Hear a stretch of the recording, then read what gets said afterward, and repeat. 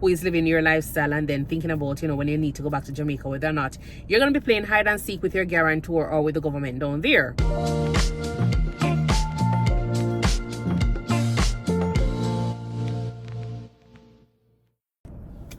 Hi everyone, welcome to the channel. Thank you so much for tuning in to the Think Nursing channel, where we discuss everything related to nursing, travel, and lifestyle. My name is Stacey Ann. So if you're new here, I want to say welcome to the channel.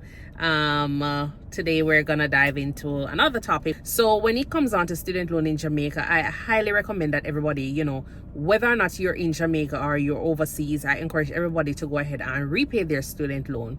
If you're in Jamaica, yes, we understand that the money might be tight, or it might not be enough to go ahead and pay your full monthly payment, but they encourage you to go ahead and just make sure you're making a little bit of a payment so you can actually keep that account active. So I'm going to tell you my experience with student loan in Jamaica and how I went ahead and repaying, and why I encourage other persons to do so. So I went to a university which was an Adventist institution, and we all know that the price or the cost for tuition was pretty expensive. So after I graduated, inclusive of all the arrears that was there on the account, I had a few $1 million to actually repay after graduating nursing school. That was inclusive of my arrears, all right, while in nursing school. So I was trying to pay my student loan back in Jamaica, but there was such a difficulty with that because the money you're earning as a nurse at the time, that was in 2012, the money I was earning at that time, it wasn't enough to cover student loan and make a living. The amount that they were requiring for student loan was basically my base salary as a nurse. Yes, it was basically my base salary as a nurse. So it was difficult for me to actually take up all of that money and go ahead and pay. So what I was doing was just keeping the account active, and I was paying say $10,000, and I was trying to figure out how I can actually get money coming in to repay my student loan. But as I say, once you're keeping your account active, they don't have that much of a big problem with you, so you won't get that ton of threat that you hear persons talk about when they're not paying any money to their student loan. So that's one advice: keep your account active, just make sure you're making your payment. If you have plans to go overseas, that's fine. Just make sure when you go overseas, the ultimate goal is to repay and free up all of those persons who stood as your guarantor, so that they don't have to feel like you're overseas having this lavish lifestyle and they're down there wondering whether or not you're paying your student loan. No, don't leave persons in that situation, because it's going to be very uncomfortable for you who is living your lifestyle and then thinking about, when you need to go back to Jamaica, whether or not you're going to be playing hide and seek with your guarantor or with the government down there. So while I was there, as I said, the money that I was working as a nurse, it wasn't enough to cover, the cost for my repayment, because my repayment was through the roof. At the time I was there, and I was trying to find other ways of getting money sorted out so I can actually get my payments up to date and everything, but every time you look, it is like there's no way to do it. So even after doing my post-basic course, it wasn't giving me enough money in my hand, at the end of the day, to say, okay, then I can go ahead and pay, say, $60,000 or $50,000 on my student loan. It wasn't like that. And so I was there trying to ensure that at the end of the day I have enough money to pay my rent and everything, and then for to pay student loan. So I was just basically paying student loan $10,000, $30,000, depending on when I get my uniform allowance. I will go ahead and make a little bit of a payment there, so that way they can know that I have interest in making that payment. So it was more like that, where I was doing all of those payments, but consistency with the payment was number one. Try to keep the account up to date is number two, and try to make sure that your information is updated, so that way nobody is trying to seek out you, and everybody in the community probably know your business. So when I move overseas, that was my ultimate goal, to pay back my student loan, and thankfully I was able to do so. But what I did was try to save up as much as you possibly can when you get here in the first phase of your transition, so that way when you get a chance, you can walk down to student loan big and bold and be like, hey, you want to make an agreement or come to some conclusion as to how you can make your payment. They have payment plans there. If you don't ask questions, you won't know. You understand? They have payment plans that you can actually work out with them. So if they say, okay, then we can take off $500,000 off of the how much millions of dollars you owe them, but in 3 years or in 6 months we want you to pay this amount of money. If you know definitely when you come overseas and you're working that amount of money and you have it saved up, you can pay it in the 3 payments that they want you to do it. You just go down there and be bold and go ahead and pay up your money, so that way you can free up yourself of that, you know, from that commitment that you had made initially to the government, the student loan themselves, as well as the person that signed as your guarantor.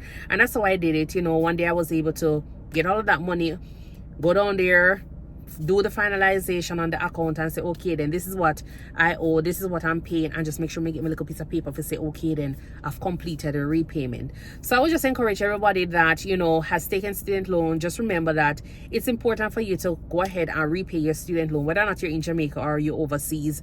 Try to keep that account active, because they will work with a person who has an active account rather than an inactive account.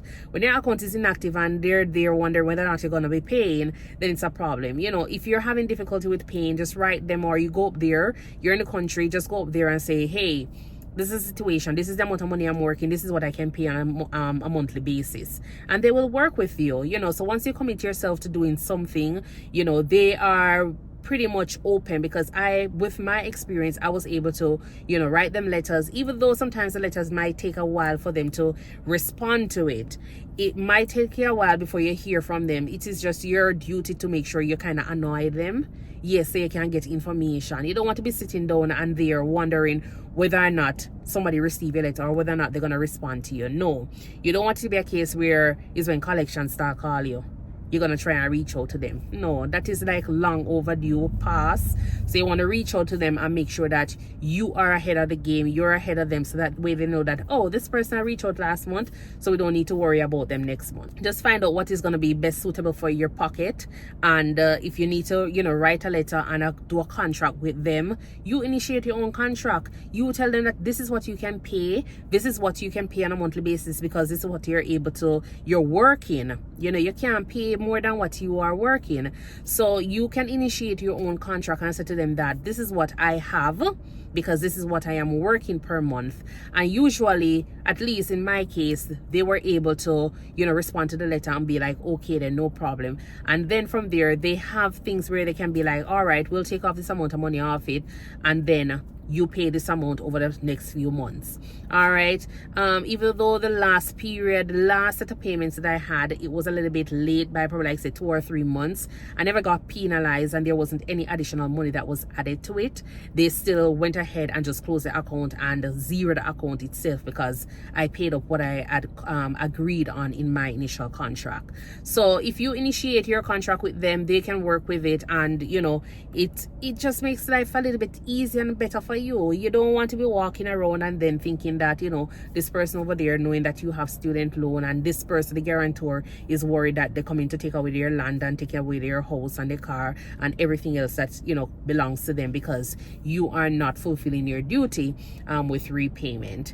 And you know, you just have to think about other persons as well, because you have other persons who are not, you know, in the position to get that tuition money going, and student loan is the only hope for them. So you want to ensure that we're making that repayment, so that way, you know, other persons can feel comfortable with signing as a guarantor for other persons. Not all the time the persons who are signing as our guarantor are our relatives. Sometimes they're strangers, they're community members, they're friends of friends, and because one person think that they trust this person, they're relying on you to be honest enough to repay, and so sometimes they will go ahead and say yes, they will sign it as a guarantor for you. So just remember that, you know, whatever you do is going to impact you as well as somebody else. It doesn't have to be your kids or whatever that is going to have that impact, you know, a negative impact from it.